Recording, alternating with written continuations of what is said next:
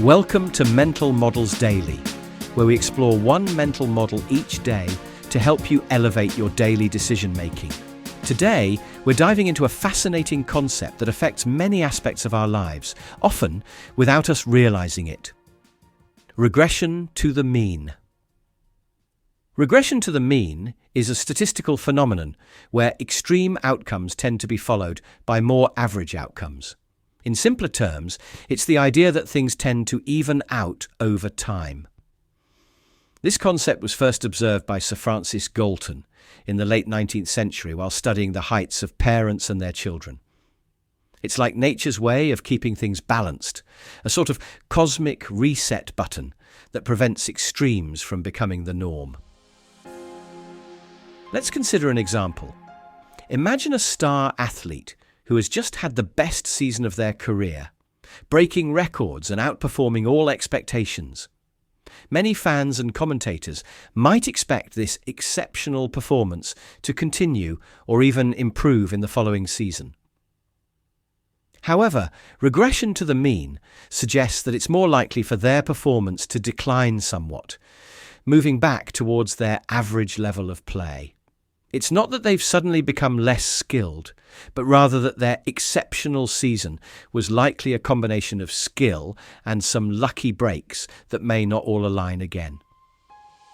In the business world, regression to the mean can explain phenomena like the Sports Illustrated cover jinx or the sophomore slump in music. Companies that top the best places to work, lists one year often fall off the next.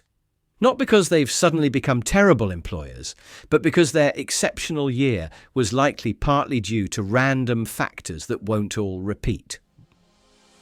So how can we apply the concept of regression to the mean in our daily lives?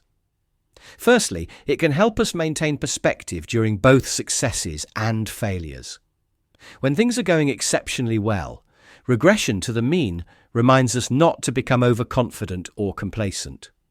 When facing setbacks, it offers hope that things will likely improve. It's like an emotional stabilizer helping us avoid the extremes of hubris and despair. Secondly, understanding regression to the mean can improve our decision-making, especially when evaluating performance. For instance, if we're considering investing in a mutual fund that had an exceptional year, regression to the mean would caution us to look at its longer-term average performance instead. In management, it might prevent us from over-rewarding a team for a single outstanding quarter or over-punishing for a particularly poor one. Lastly, regression to the mean can make us more critical consumers of information, especially when it comes to claims about the effectiveness of interventions or treatments. Many times, improvements attributed to a specific action might simply be regression to the mean at work. For example, people often start diets when their weight is at a personal high, so initial weight loss might be partly due to natural fluctuation rather than the diet itself. In conclusion, regression to the mean is a powerful mental model that can help us navigate a world full of fluctuations and extremes. By understanding this concept, we can set more realistic expectations, make more balanced decisions, and avoid overreacting to outlier events. In a world that often celebrates extremes, regression to the mean reminds us of the value of looking at the bigger picture and the longer term. Thank you for joining me today on Mental Models Daily. Until next time, may your highs not be too high, your lows not be too low, and your understanding of averages be anything but average.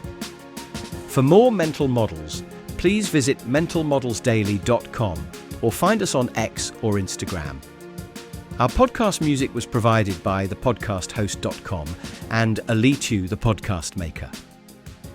Find your own free podcast music over at thepodcasthost.com/free music.